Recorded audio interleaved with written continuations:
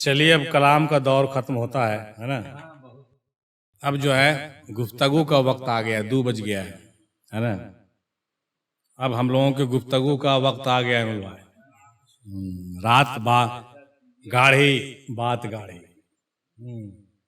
अब जो है, हाँ, बातें तो राज़ो न्याज की हम लोगों की चलिए रही है, उसमें से कुछ बातचीत आप लोगों के जरिए सब सामने लाना है, समझे कि नहीं।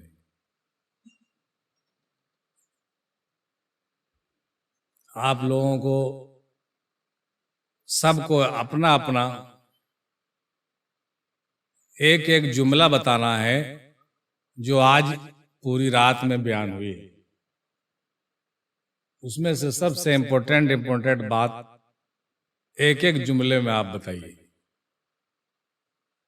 आज के मजलिस में इतना बयान हुआ, 3-4 बयान भी हुआ, 3-4 सेशन कलाम का भी हुआ। उसमें से कौन सी बात आपके दिल को छू गई वो आपको कहना, एक एक बात सबको कहना। उसके बाद कुछ बातचीत चलेगी इंशाल्लाह,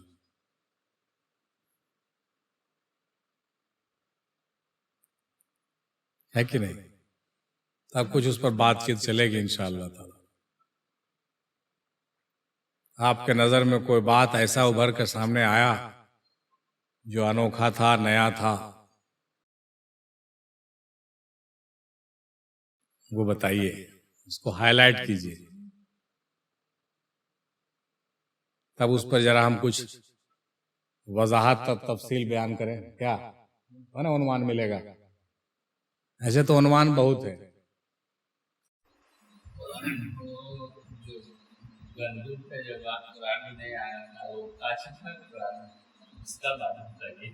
ना, वो तो गलत बात है।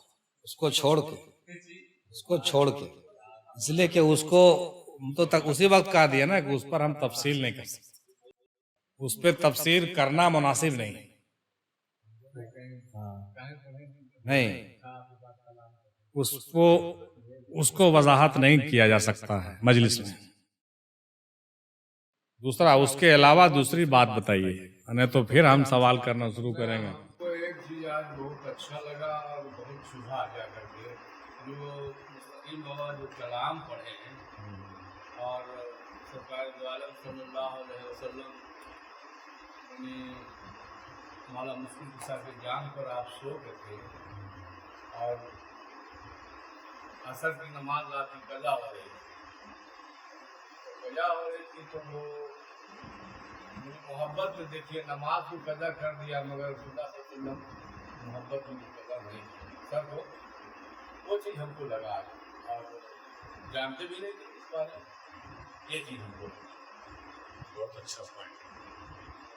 अब इस पर कुछ कर और रोशनी डाल के कुछ और निकाल करके कुछ इसका मन लोगों में छेड़ दीजिए। बिल्कुल सही कह रहे हैं कि जो कलाम में अभी बयान किया गया, और वाकया ये तो हम लोग सभी जानते भी हैं कि मौला अली के गोद में रसूल पाक सोए हुए थे और असर का वक्त निकल गया, असर का वक्त निकल गया।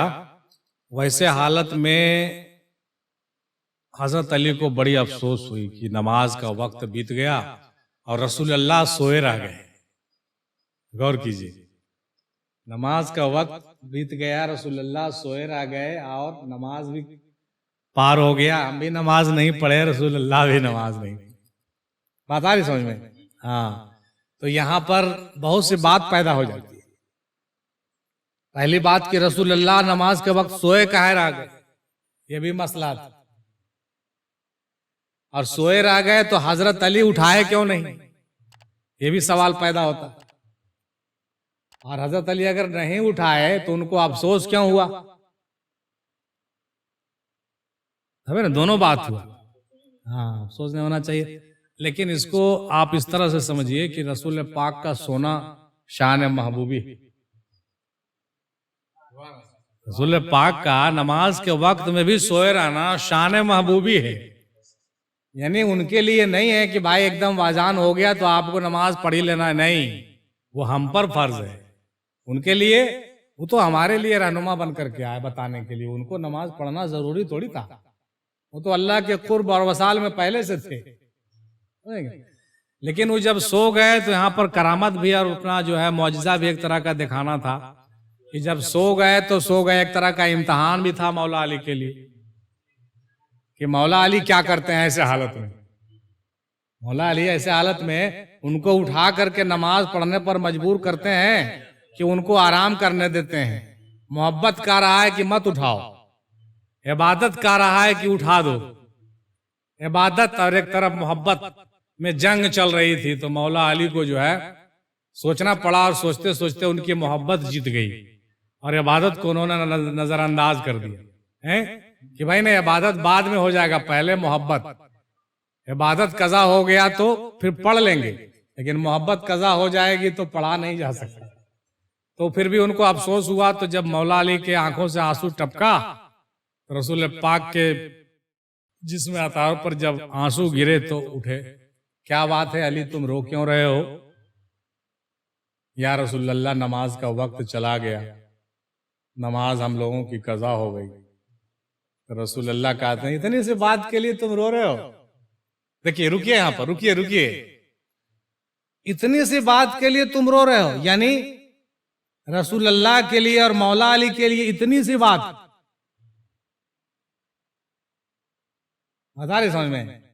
नमाज का छूट जाना और नमाज का कज़ा पढ़ देना इतनी सी बात है, चुटकी का खेल है, चुटकी का। आज मौलवी साहब बहुत पकड़ करते हैं नमाज पर, और सूफिया अकराम थोड़ा सा जो ढीला है नमाज पर, उसकी वजह यही है। बात पकड़ रहे हैं कि यार नमाज तो बहुत पढ़े हैं, बहुत पढ़ेंगे, लेकिन मोहब्बत को नहीं छोड़ना। नमाज अपने जगह पर फर्जियत है, लेकिन मोहब्बत और इश्क ये सबसे भारी है, सब पर भारी है, समझे कि नहीं? तो सूफिया इकराम थोड़ा सा यहीं से थोड़ा सा एक कॉन्सेप्ट लेते हैं क्या दिक्कत है, कज़ा हो गया बाद में पढ़ लेंगे, लेकिन मोहब्बत को तर्क नहीं करेंगे। तब फिर हुआ वाकया ये कि रसूल पाक फरमाने लगे, परेशान काहे होते हो, नमाज़ें न पढ़ना है। हाथ से ऐसे इशारा किया, डूबा हुआ सूरज हो गया। डूबा हुआ सूरज, तो कहा कि नमाज़ें न पढ़ना है।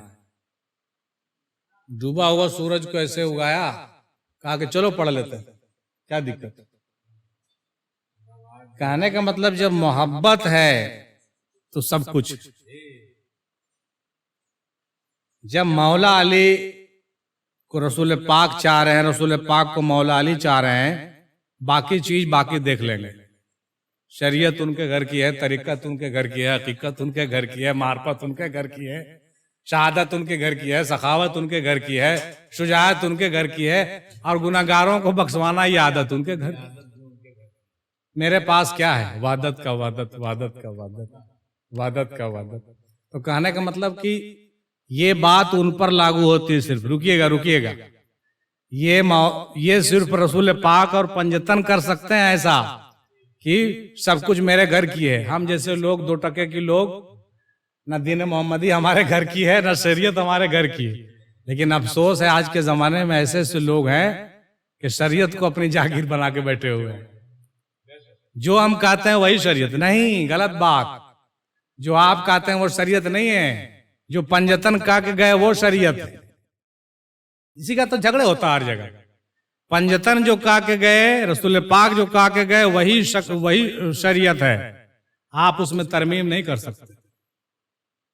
आज के जाली पीरों का ये हाल है कि अपने नफ्स के लिए बहुत सी चीज नया नया जोड़ करके बना लिया और उसको शरीयत तरीकत कह करके जो है अपना दुनियादारी चला रहा। गलत बात, आप नहीं मैच कर सकते हैं उससे, है कि नहीं? तो हम लोग कहां पर थे भाई कि हाँ, मोहब्बत का जो पलड़ा है उस सबसे सब पर भारी है, सबसे भारी है। और वहां पर पहुंचने के बाद बहुत सी ऐसी चीजें हैं, जैसे हजरत माशूक रहमतुल्लाह अलैह का वाकया एक बार हम आपको सुनाए, अहमद माशूक का। वो बड़े अल्लाह के महबूब बंदे। तो एक बार का वाकया है कि वो दरिया में चले गए, इतना पानी में, और कहा कि जब तक तू हमको अपना माशूक नहीं कहेगा तब तक मैं दरिया से नहीं निकलूंगा। अब पता नहीं कितने दिन तक दरिया के अंदर रहे, तो आवाज आई कि जा मैंने तुझको अपना माशूक बनाया। तो जब दरिया से बाहर निकले तो जो मिलता था कहता था, क्या अहमद माशूक, ओए अहमद माशूक, ओए अहमद माशूक। सब लोग पुकारने लगा उनको। जब मालिक जिस नाम से पुकार दिया उस नाम से पब्लिक से भी पुकारवा दिया, क्या बड़ी बात है कि नहीं। तो उनका यह हालत था कि वो नमाज पढ़ते ही नहीं थे, वो नमाज नहीं पढ़ते थे। तो लोगों ने उनसे कहा कि हुजूर ये तो गलत काम करते हैं आप, कहते हैं कि हम बड़े दुर्वैस हैं, अल्लाह वाले हैं, अल्लाह अल्लाह करते रहते हैं, नमाज तो पढ़ते नहीं आप। ये बात ख्वाजा साहब अपने किताब में लिखे हैं, हस्त में दर्ज है ये, समझे कि नहीं। क्या नमाज नहीं पढ़ते हैं? अरे भाई छोड़ दो ना हमको, हमारे पीछे कहा पड़े हुए, तुमको पढ़ने से वो मना कर रहा है, हम तो नहीं कहा कि नहीं पढ़ो, हैं पढ़ो नमाज। नहीं हुजूर नमाज तो आपको पढ़ना पड़ेगा, चलिए मेरे साथ मस्जिद में नमाज पढ़िए। नहीं एकदम नहीं पढ़ेंगे। कहा कि नहीं हुजूर जरूर पढ़ना पड़ेगा। बोले कि अच्छा ठीक है तुम कहते हो तो जाएंगे, लेकिन अल्हम्दुलिल्लाह नहीं पढ़ेंगे।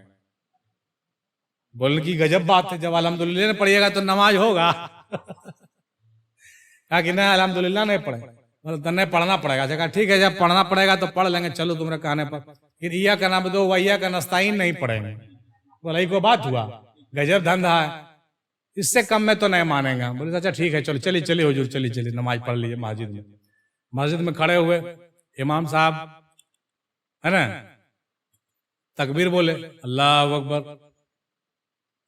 सब लोग हाथ उठाए, अलम शरीफ पढ़ने लगे, पूरा पढ़े, बिस्मिल्लाहिर्रहमानिर्रहीम अल्हम्दुलिल्लाहि रब्बिल आलमीन अर्रहमानिर रहीम मालिक यौमिद्दीन इय्याका नअबुदु व यहाँ पर तो पढ़ना नहीं था, लेकिन जबरदस्ती पढ़वाया इनसे। इय्याका नअबुदु व इय्याका नस्ताईन, जैसी बोलते हैं उनके बदन से खून का फव्वारा फूट पड़ा, खून का फव्वारा फूट पड़ा, पूरा मस्जिद में खून हो गया।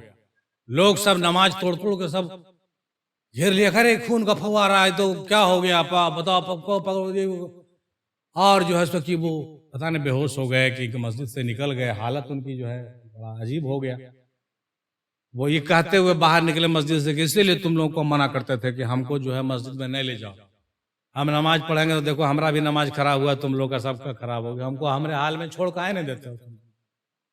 तब से सब बोला भाई छोड़ दो इसको, नमाज वमाज पढ़ने के लिए नहीं बोलो भाई, सब बहुत अजीब आदमी है। ये थे हजरत अहमद माशूक रहमतुल्लाह, अल्लाह के बहुत बड़े महबूब वली गुजरे हैं, समझे कि नहीं। तो कहने का मतलब ये हुआ, नमाज पर बात निकल गई तो यहाँ तक हम लोग पहुंच गए कि बाज लोग ऐसे होते हैं जिनके लिए शरीयत नाफिज नहीं होती, उन पर शरीयत नाफिज नहीं होती। जो मजूब किस्म का इंसान हो जाता है ना उस पर शरीयत वाजिब नहीं होती, समझे कि नहीं। तो वही जो है हजरत जुनैद बगदादी फरमाते हैं कि बहुत से हमारे मुरीद ऐसे होते हैं उनको हैज आता है। ये बात सूफी साहब हमको बैठा करके बोले थे कलकत्ता में, याद होगा आप भी थे उसमें हमारे साथ। सूफी साहब अब्दुल गफूर साहब को बोले थे, ये जानते हो बहुत से मुरीदों को हैज आता है। हैज कैसे आता है? जैसे औरतों को ब्लड निकलता है ना, वैसे हमारे मुरीदों को ब्लड आता है। कहा कैसे कैसे? आप भूल गए, हमको याद है सब। सूफी साहब बताने लगे कि हम भी जब रियाजत में बैठते थे ना तो देखते थे कि मेरा मुसल्ला खून से तर है। सूफी अब्दुल गफूर साहब, हम कहा कि हुजूर ऐसे कैसे होता है? बोला कि हाँ ऐसा होता है। सूफिया इकराम जब इबादत और रियाजत में मशगूल होते हैं ना तो उनके पैखाने के रास्ते से और पेशाब के रास्ते से जब जिक्र चल जाता है, जिक्र जब जारी हो जाता है तो खून जो है आ जाता है। घबराने की जरूरत नहीं है, कभी कभी ऐसा हो जाए तो घबराना नहीं। जिक्र जब चलता है ना बहुत से लोगों का तो सब होता है। दिल का मुंह खुल जाता है तो किसी को मुंह से ब्लड आ जाता है, किसी को पेशाब के रास्ते से, किसी को पैखाने के रास्ते, सब अलामात बताए गए। इसीलिए बाज सूफिया कहते हैं कि हम सूफिया लोगों को हैज आता है। जनाब हैदर भाई थे हमारे, हैदर साहब कलकत्ता वाले, वो बोले कि ऐसा है ना कि हमको जाहिरी नहीं हुआ, हमको ख्वाब में हुआ। उनको ख्वाब में हुआ। इतना हुआ है कि हम क्या कहें। ख्वाब में हमने देखा कि जो है बिल्कुल खूने पेशाब कर रहे हैं पूरा एकदम। तो हमारे पीर ने हमको ख्वाब में उससे गुजार दिया, हमको ज़ाहिरी तौर से होने नहीं दिया। अच्छी बात, रहमत है आप पर। लेकिन सूफी साहब के साथ था कि नहीं, उनको जाहिर में। अपनी बात तो हम आपको नहीं बता रहे हैं और बताने की जरूरत भी नहीं। हमारे साथ भी बहुत कुछ ऐसा हुआ है अल्हम्दुलिल्लाह। बहरहाल, तो कहने का मतलब ये हुआ कि जो सूफिया कराम होते हैं ना, तो उनका जो मामला होता है बड़ा अजीब व गरीब होता है। तो उन लोग जब जिक्र करते हैं और जिक्र उनका जब जारी, अब तो जिक्र का माहौल इतना खराब हो गया कि चांद से 3 बार जिक्र लीजिए और कल्ब जाकिर हो जाता है, समझे कि नहीं। अब आप कहाँ, तो अब पाटे खां भाई, पाटे खां वाला बात हो गया कि आप बिल्कुल बिल्कुल बिल्कुल बिल्कुल, हाँ सही पकड़े, सही पकड़े। अरे इसके बारे में आप कुछ कहते हैं? नहीं, बिल्कुल सही पकड़े, गोल्डन पकड़ता है बात। या कना बदो वैया का नस्ताइन ही असल चीज है उसमें जो है ना, हाँ उसमें उसका मतलब हुआ कि आय अल्लाह, हम तुम्हें या कना बदो वैया का नस्ताइन, अल्लाह हम तुम्हारी इबादत करते हैं और तुझी से मदद चाहते हैं। तो तमाम बात को जब आप देखिएगा, अलम शरीफ को पूरा जब पढ़िएगा, तो उसमें यही एक मैसेज है जो अल्लाह से किया जा रहा है।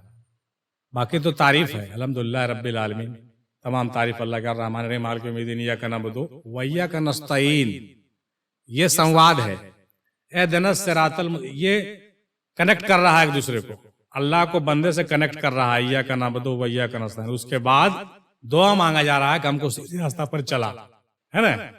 लेकिन ये अल्लाह और बंदे को जोड़ने का कड़ी है। तो जो सूफिया लोग होते हैं ना, तो उनका एक एक जुमला हाल होता है, हाल काल नहीं है कि खाली ऐसे कह रहे हैं, नहीं, वो डूब के कह रहे हैं। जब वो कह रहे हैं इय्याका नअबुदु व इय्याका नस्तईन, तो मुंह से नहीं कह रहे हैं, वो बिल्कुल अंदर से कह रहे हैं। जब अंदर से कह रहे हैं तो कनेक्शन अल्लाह का बंदे से, बंदे का अल्लाह से हो गया। तो हो गया तो कुछ भी हो सकता है, कुछ भी साइड इफेक्ट आ सकता है।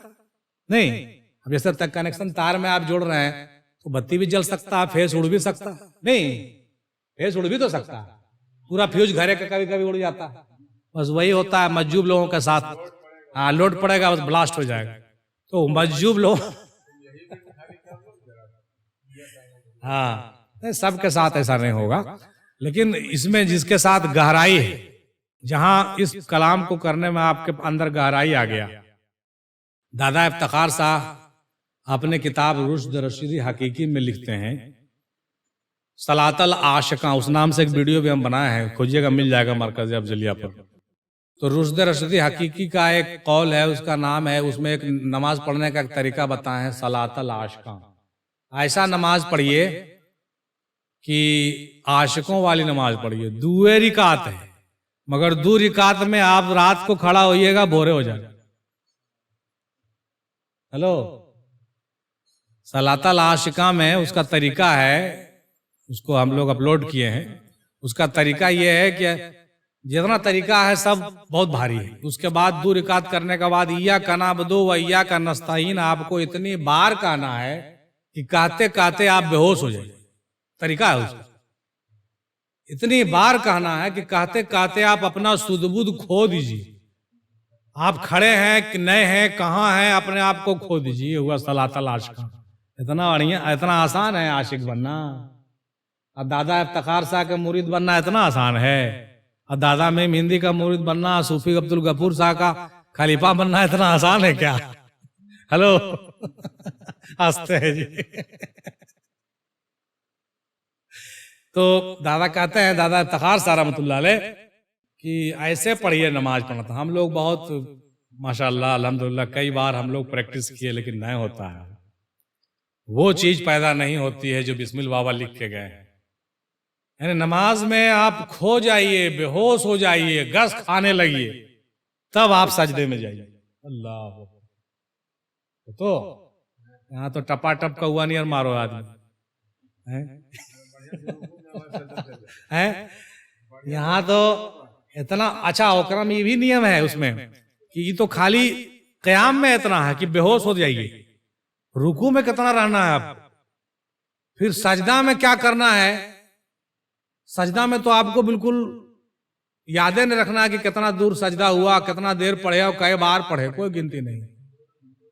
या कना बदो का कोई गिनती नहीं। रुकू में जाने के बाद पढ़ने का कोई गिनती नहीं। सजदा में जाने के बाद जो पढ़ा जाता है उसको पढ़ने का कोई गिनती नहीं। ये हुआ सलातुल आस्का।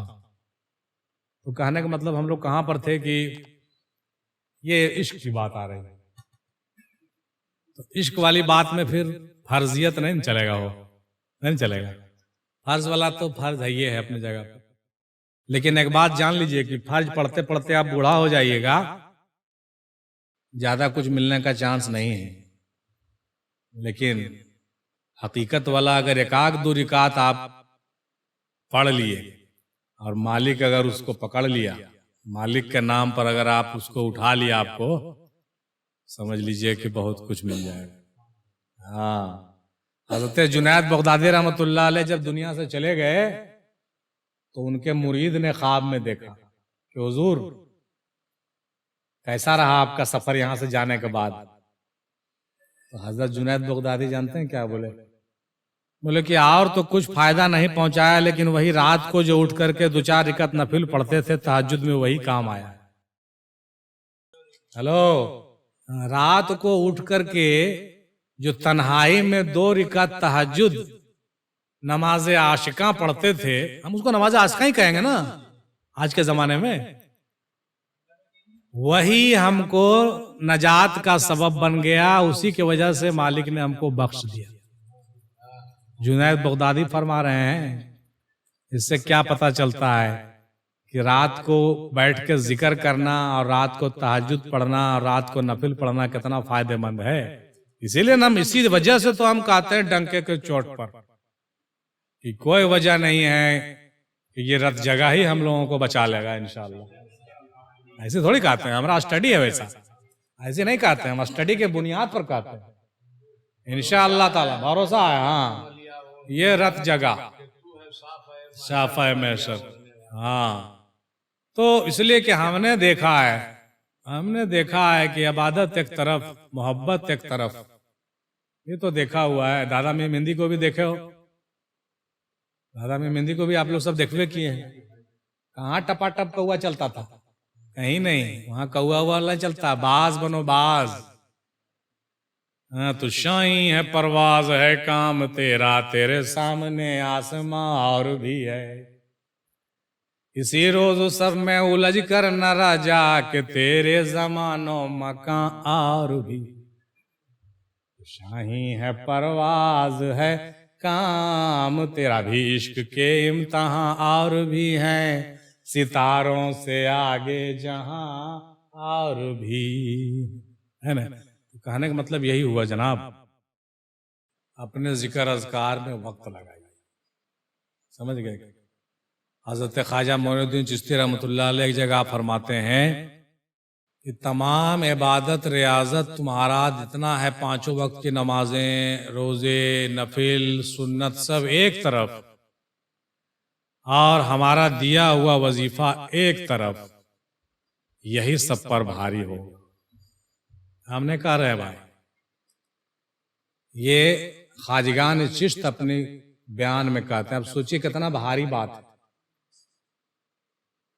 ये हमने कहता है कि नमाज पढ़ना छोड़ दीजिए, नहीं, 5 वक्त का नमाज भी पढ़िए, नफिल भी पढ़िए, सुन्नत भी पढ़िए, सब पढ़िए जो हो सकता है, लेकिन उस पर फख्र मत कीजिए। हो सकता है कि वो आपके मुंह पर मार दिया जाए। कबूल होने की कोई गारंटी है? कोई गारंटी नहीं है, कोई गारंटी। लेकिन जो जिक्र दिया है तो आपके पीर ने, उस पीर के जिक्र पर आपके पीर का तसर्रुफ है और उसकी इजाजत से वो दिया हुआ है। इसलिए वो इतना काम करेगा जितना डॉक्टर का प्रिस्क्रिप्शन काम करता है बीमारी में, वैसे काम करेगा, वैसे आपका इलाज होगा। समझ गए? और पीर का नुस्खा को छोड़ करके बाकी वो सब 1400 बरस वाला सब कुछ करना ठीक वैसा ही है जैसे 2 बरस पहले डॉक्टर ब्रिजभूषण से दिखाए थे, पुर्जा ले आए, उसी का दवाई खा रहे हैं। तो वही हुआ, पुरानी पुर्जा पे दवाई जैसे खाते हैं ना हम लोग, वैसे है पुरानी पुर्जा पे दवाई खाना। लेकिन पीर जो आपको नुस्खा दिया वो नुस्खा समझ लीजिए कि एकदम नया डॉक्टर आपको देख के बीमारी पकड़ करके रिपोर्ट देख करके दिया है, वो एकदम आपको सेट करे वही। इसलिए उस पर ज्यादा ध्यान दीजिए, समझ गए कि नहीं? ये जो है बहुत जरूरी चीज है। और एक पूरा होवे तो दूसरा लीजिए, उसी में फांसे मत रहिए कि हाँ एक तो चीज हो गया, नहीं, इसको पूरा कर करके बदलिए। हम लोग तो बदलिए, दवा फिर चेंज होगा।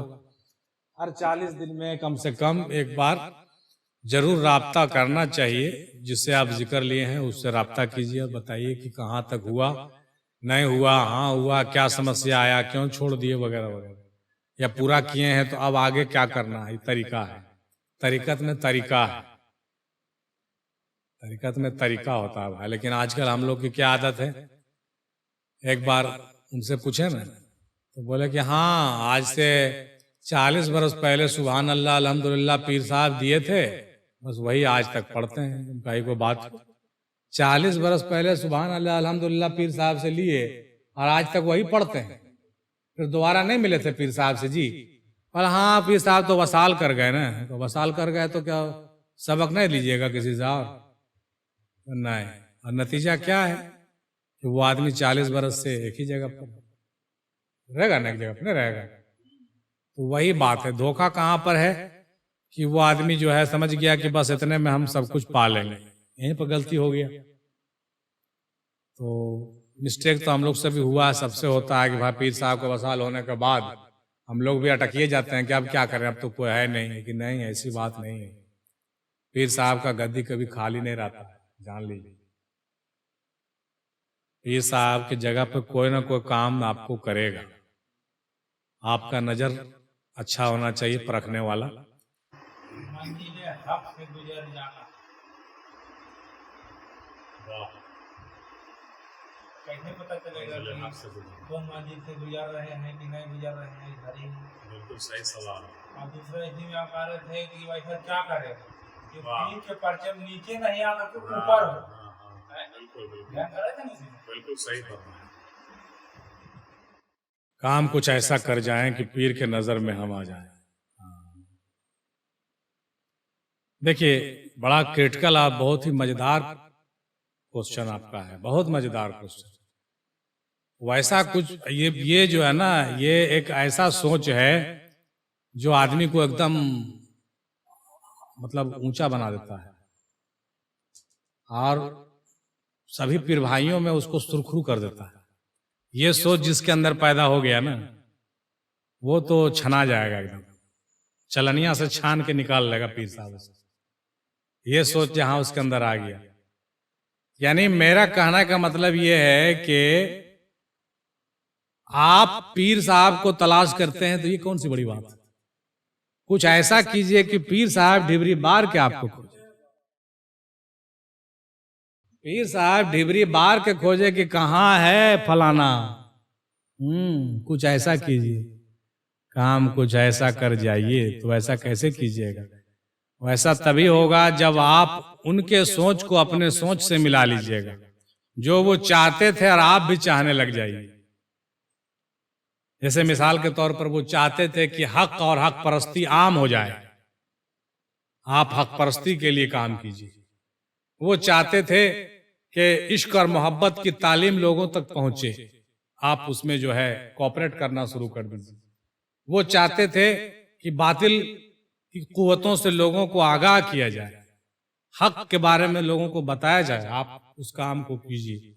तो सबसे ज्यादा नजर में आने वाला चीज तो वही है कि जो वो चाहते थे, अगर आप उनके मिशन को लेके आप आगे बढ़ते हैं, इसका मतलब कि आपने उनका काम हल्का कर दिया, तो आपको ढिबरी बार के नहीं खोजेंगे वो, हैं? बोलिए। तो अब देखिए, अब बात निकल गई है तो दिल से बात आ जाती है। एक दिन ख्वाब में हम क्या देखते हैं कि दादा हुजूर के साथ चले जा रहे हैं। दादा हुजूर कह रहे हैं कि चलो हो कुछ खाते हैं, चलो हो कुछ खाते हैं। हम कहा कि हाँ चलिए ना, कुछ अच्छा होटल में कुछ बढ़िया चीज खाएंगे। पूरा बाजार घूम के देखते हैं। भी बाजार ऐसा है कि हाँ कोई नवादा और बकरी बर्मा वैसा बाजार नहीं, दूसरे किस्म का बाजार। वहां पूरे बाजार को घूम गए, कहीं पर जो है बढ़िया खाना नहीं मिल रहा। मतलब अंट संट मिल रहा है जो खाने लायक नहीं है, समझे कि नहीं। तो आखिर में एक दुकान पर पहुंचे, वहां पे पहुंचे तो क्या देखते हैं कि एक हिंदू की दुकान तो है, लेकिन उसमें भी सब मीठा ही मीठा है।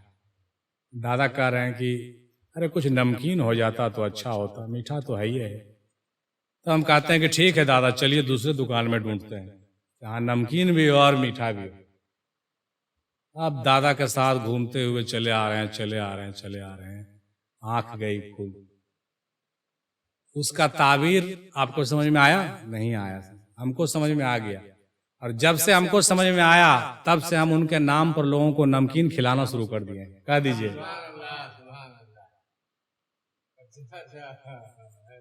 राज की बात थी जो हम आज खोल दिए हैं।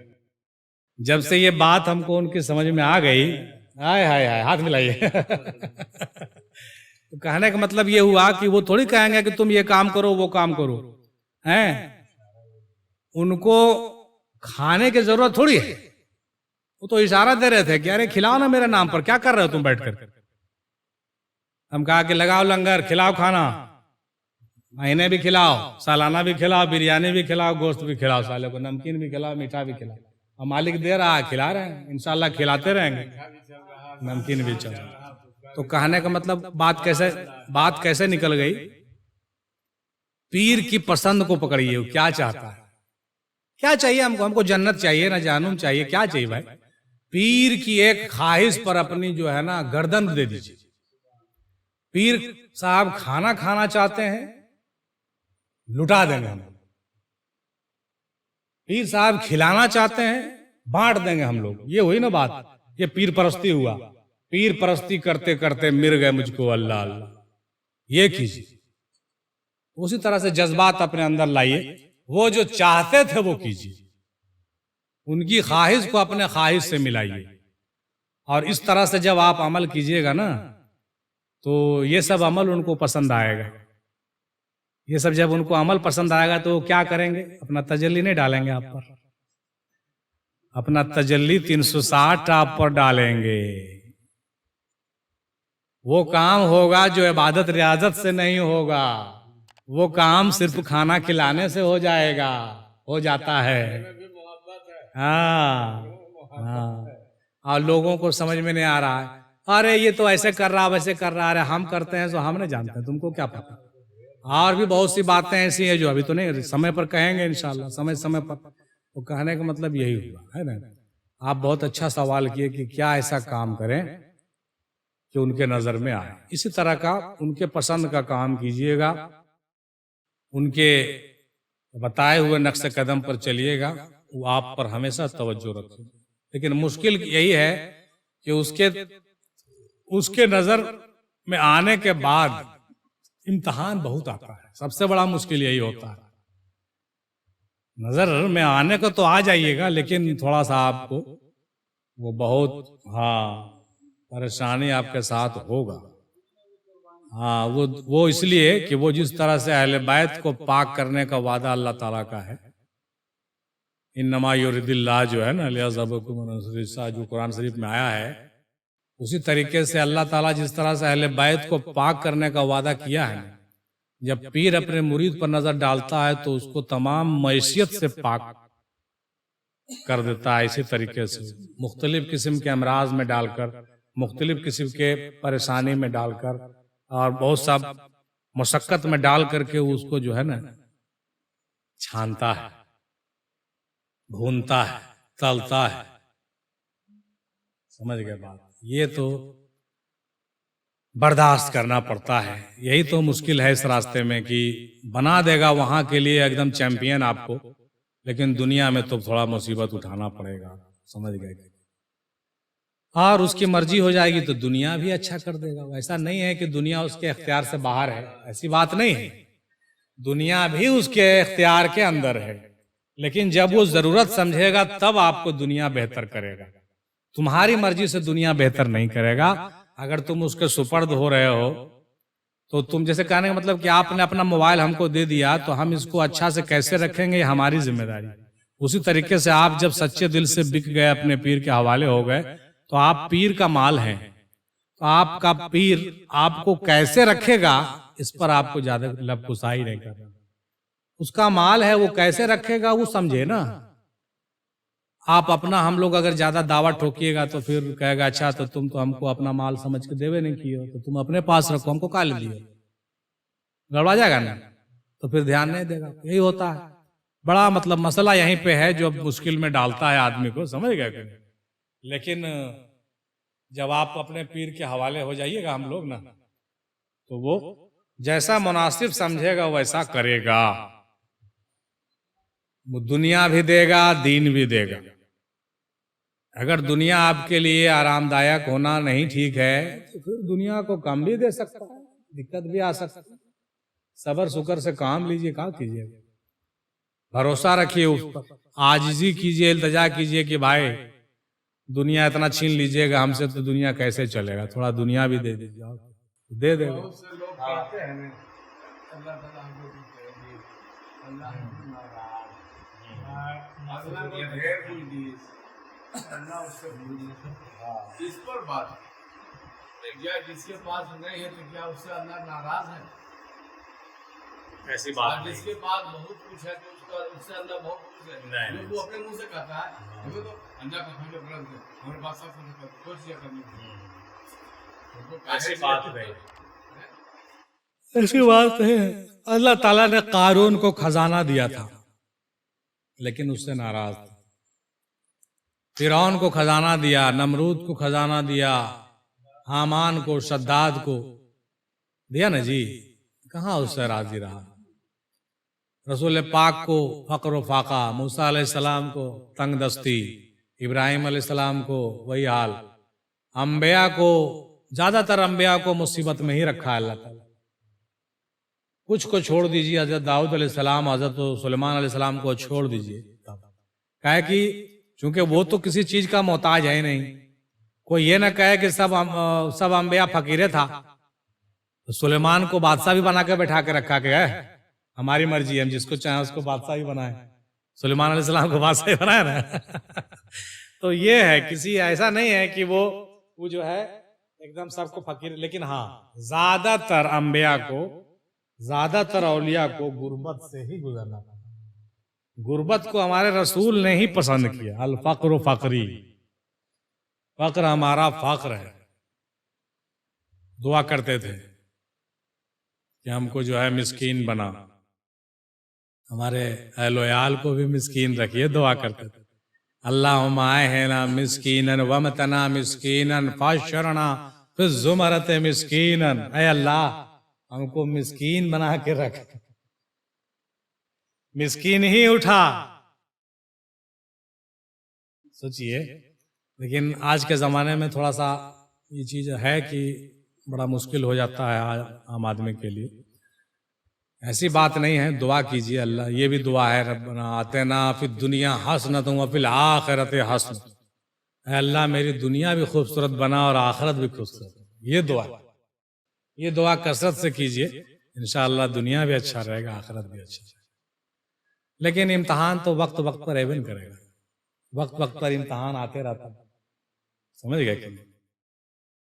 हाँ वो तो खैर, एक मिनट रुकिएगा, उसका वजाहत में एक कहानी छूट गया, वो उसके बारे में दादा हमको बचपन में सुनाते थे। ये कंसेप्ट हमको दादा बचपन में क्लियर कर दिए थे 5-6 बरस की उम्र में, कि अल्लाह बंदे से कैसे खुश होता है या पीर अपने मुरीद से कैसे खुश होता है। ये कंसेप्ट हमको 5 साल की उम्र में दादा हमारे दिमाग में डाल दिए थे। दादा पोता का एक कहानी सुनाते थे, वो कहते थे कि एक दादा था, एक पोता था, और दादा पोता जो है ना बहुत दोस्ती रखता था आपस में। तो दादा पोता बोला कि दादा सो हम हाथी पर चढ़ेंगे, हाथी पर चढ़ेंगे। तो दादा बोले कि अरे हाथी जो है ना सबको अपने पीठ पर नहीं चढ़ाता है।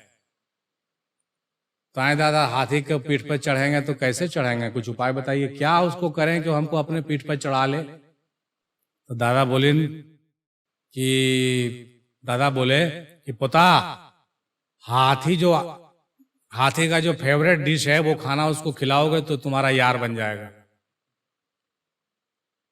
समझ रहे बात? हाँ, उसका जो फेवरेट डिश है वो खिलाओगे ना तो तुम्हारा यार बन जाएगा, तुमको पीठ पर घुमाएगा भी, बिठाएगा भी और पूरा जंगल घुमाएगा भी।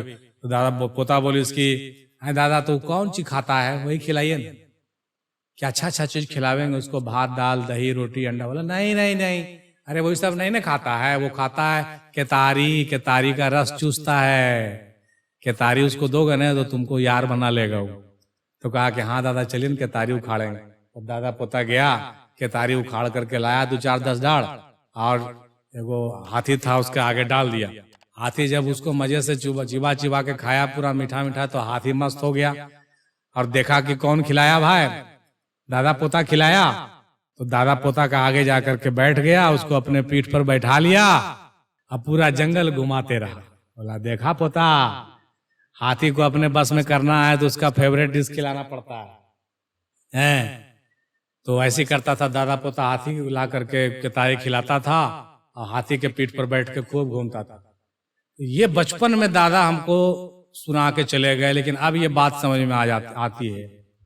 उसी तरीके से अल्लाह ताला अपने बंदे से राजी कब होता है, जब उसका फेवरेट चीज उसको दीजिएगा। वो क्या चाहता है, जो वो चाहता है वो दीजिए उसको। वो क्या चाहता है, और सही मानों में वो वही चाहता है, केतारिये चाहता है, केतारी।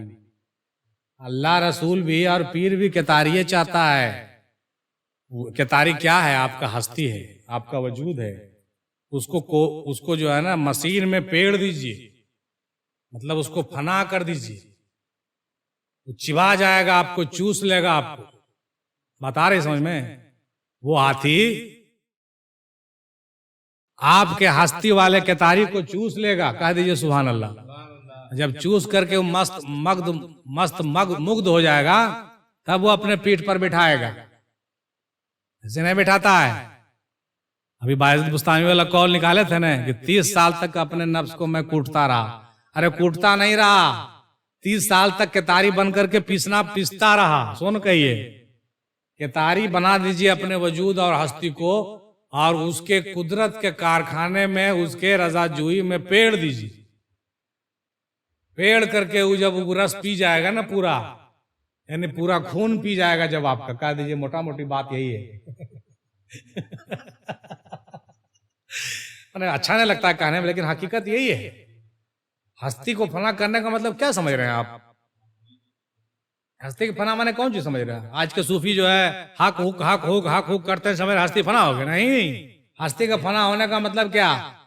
हस्ती फना होने का मतलब आपके वजूद से जुड़ा हुआ जितना भी चीज है सब छीन लेगा आपसे। आपको ये बॉडी बड़ा अच्छा लग रहा है, ऐसा बीमारी दे देगा कि एकदम हल्के हो जाओगे। हैं, अपने बॉडी पर गुरूर है, ये बॉडी ऐसा ठंडा कर देगा ना कि टेढ़ा हो जाओगे। अच्छा, बेटा पर गुरूर है, बेटा बहुत ज्यादा पढ़ा लिखा, बहुत स्मार्ट है ना, कंप्यूटर चलाता है, बेटा ठारो, ऐसा करेंगे बेटा का खून चूस लेंगे हम, समय से पहले उसको ले जाएंगे। जाओ, कहाँ जाओगे? ये हुआ हस्ती। अच्छा, बीवी सुंदर मिली है, ऐसा बीमार करेंगे कि लकड़ी हो जाएगी। अरे ये प्रैक्टिस, हम मजाक नहीं कर रहे हैं। ये इब्राहिम अलैहिस्सलाम के साथ ऐसा हुआ ना, सब कुछ हुआ शुरू से। अपने बेटे को और अपने बेटा और बच्चा को जंगल में छोड़ के आवा इब्राहिम। अच्छा, बेटा बड़ा हो गया है, जबा कर दो उसको।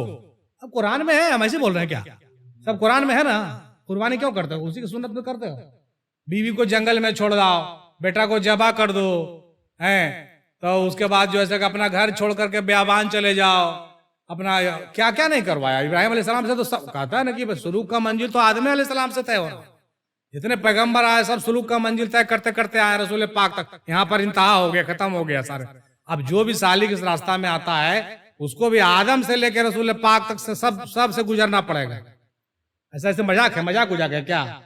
जो कोई मुरीद होता है ना बाबू, बोलेंगे तो बहुत बड़ा बात लगता है, शायद आप लोग समझने के लायक नहीं है, लेकिन समझिए, जो आदमी कोई मुरीद होता है ना वो समझ लीजिए कि अभी जन्म लिया हो, उसको आदम बनावेगा, फिर उसको ही बनावेगा, नूह बनावेगा, फिर उसको दाऊद बनावेगा, सुलेमान बनावेगा, इदरीस बनावेगा, इब्राहिम बनावेगा, ईसा बनावेगा, तब मोहम्मद बनाता है एक पीर। बात समझिए, बहुत कड़ा काम है। तो जब वो मोहम्मद बन जाता है तब उसको खिलाफत देता है। ऐसी है, झोला उला के टांग दिया है। बात गाढ़ा है, नींद तो ऐवे करेगा वो, नींद वाला बातें है, समझ गया कि नहीं? हेलो समझ में जी मैंने कुछ की नहीं बड़ी कड़ा चीज है वो की कर्मी बुआ हमनी तो छकाल है ये तो कहने का मतलब कहाँ से बात निकली थी। करेगा, बीवी परेशान करेगी, बच्चा परेशान करेगा, अपना जिस्म परेशान करेगा, बाल बच्चे परेशान करेंगे, घर से निकाल दिया जाएगा, खानकाह से निकाल दिया जाएगा, बाजार से निकाल दिया जाएगा, दुकान नहीं चलेगा, बहुत तरह की बहुत इतना सब आपके जैसे आपके सब यही सब। देखिए हस्ती यही है, कहता है कि हस्ती क्या है, यही हस्ती। हस्ती कौन सी है? यही है हस्ती। नफ्स क्या है? यही है नफ्स। जितना चीज आपसे जुड़ा हुआ सब हस्ती और नफ्स है। नफ्स अलग से कुछ थोड़ा है कि खाली अच्छा खूब ज्यादा गोश्त खा के खाए से नफ्स हो, नहीं जी, सब चीजें नफ्स है। तुम्हारा होना पूरा का पूरा नफ्स है, हमारा वजूद ही पूरा नफ्स है।